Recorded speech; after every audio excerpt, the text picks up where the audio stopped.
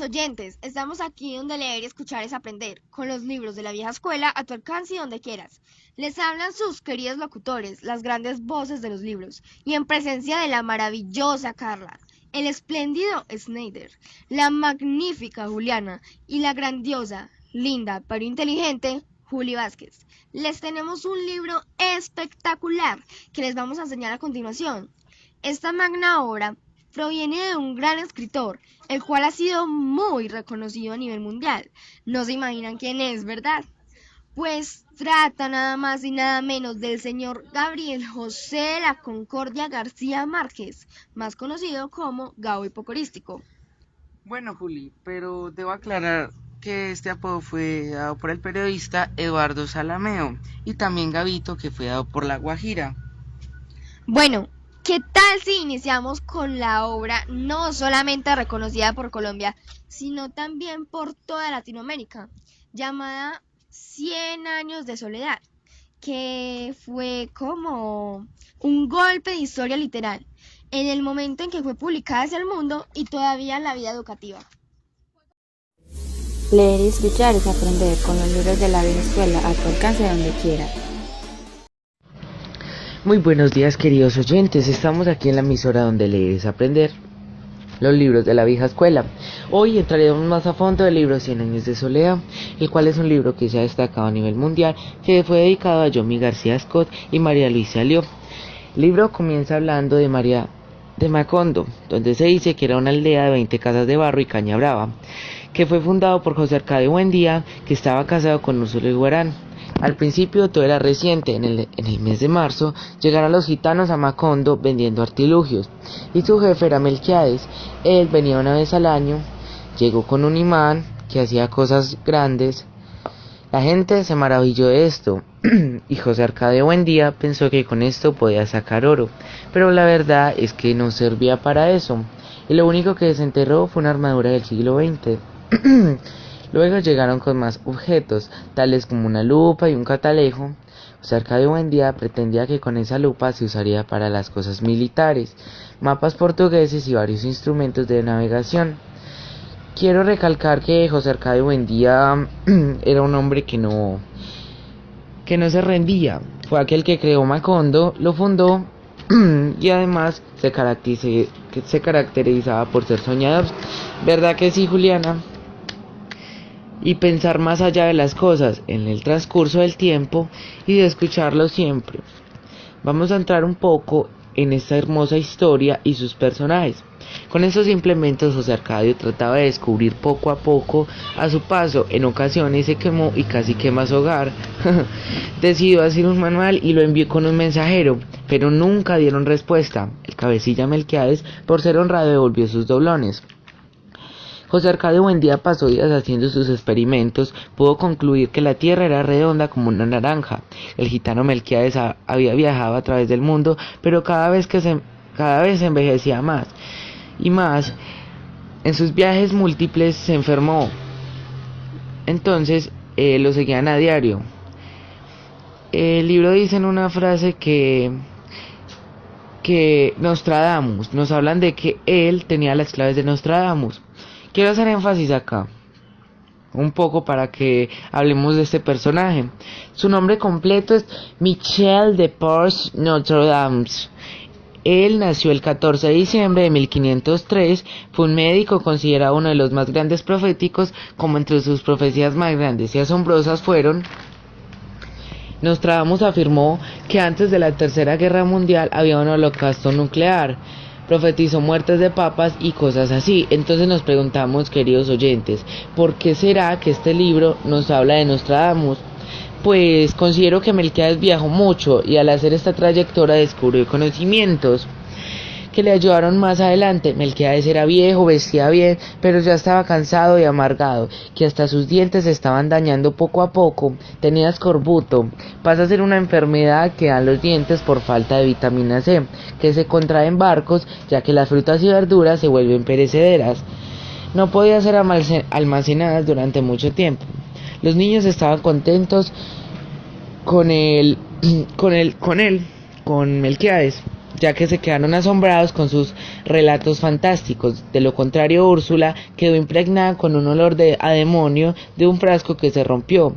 El laboratorio tenía todo tipo de utensilios hechos por ellos. Melquiades además dejó los 7 metales correspondientes al planeta. Son oro, plata, cobre, hierro, estaño, mercurio y plomo, las fórmulas de Moisés y Sosismo. Para el doblado de oro, José Arcadio Buendía empezó a trabajar con el dinero de Úrsula, su mujer, pero no dio resultado.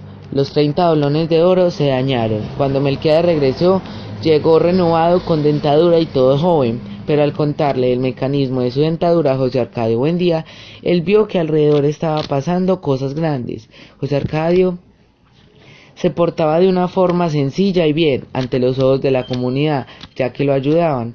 Úrsula a su vez ayudaba en la casa y todo ya era más limpio y ordenado. Macondo fue una aldea mejor, había más pájaros. José Arcadio Buendía era un hombre arriesgado y quería salir de Macondo a descubrir todo Así que se alistó y salió con sus mochilas. A su paso cada vez cuando él iba, todo se ponía más horrible, pero a ellos no les importaba. Ellos iban con su brújula para el norte. Entonces José Arcadio vio que Macondo estaba rodeado de agua. Úrsula había tenido un hijo entonces, no decidió irse, pero Úrsula estaba enojada, quería volver a su vida antigua. José Arcadio no veía más allá de sus hijos y su esposa. José Arcadio era el mayor y Aureliano ya estaba grandecito. Ese día José Arcadio llamó a los niños para que le ayudaran en el laboratorio y les dedicó mucho tiempo. Les enseñó a leer y a escribir contándoles historias, ya que ellos eran gitanos.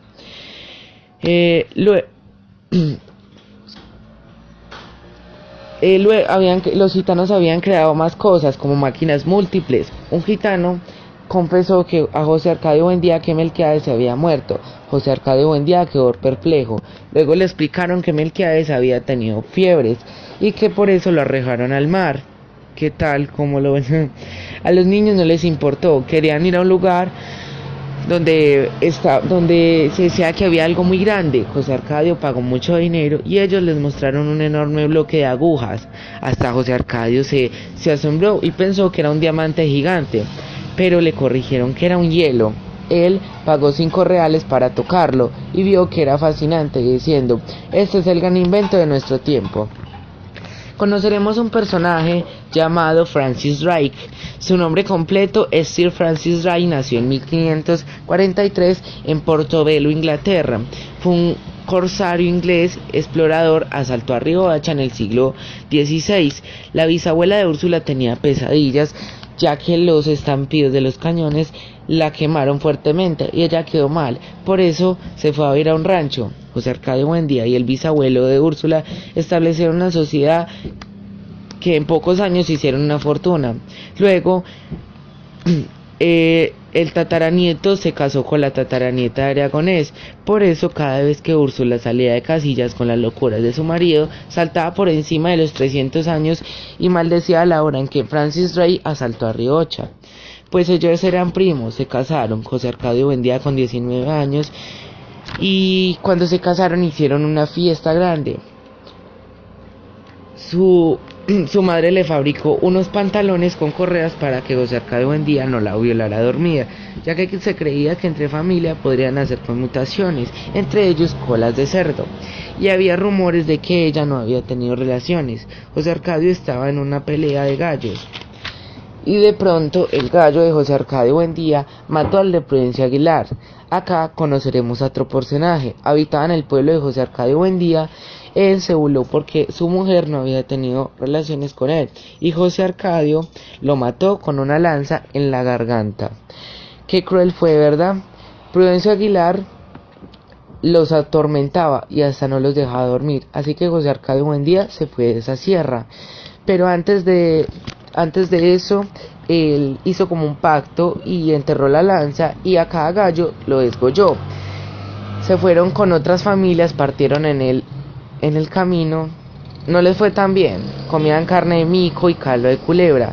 Se establecieron al lado de un río. José Arcadio soñó que ese lugar se levantaría una ciudad con casas de de paredes de espejos que se llamarían Macondo.